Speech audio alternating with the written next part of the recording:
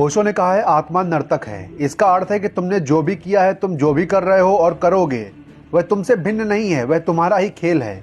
अगर तुम दुख झेल रहे हो तो यह तुम्हारा ही चुनाव है। अगर तुम आनंद मग्न हो तो यह भी तुम्हारा चुनाव है, कोई और जिम्मेवार नहीं है। हंसो तो तुम हंस रहे हो, रो तो तुम रो रहे हो, जिम्मेवार कोई भी नहीं है।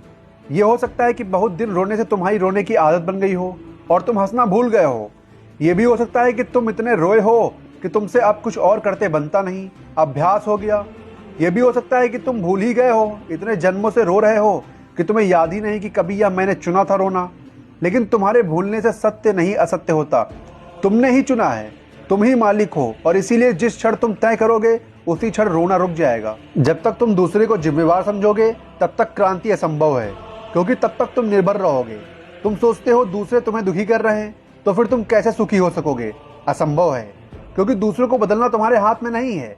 तुम्हारे हाथ में तो केवल स्वयं को बदलना है।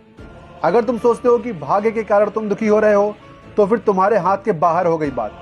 भाग्य को तुम कैसे बदलोगे? भाग्य तुमसे ऊपर है।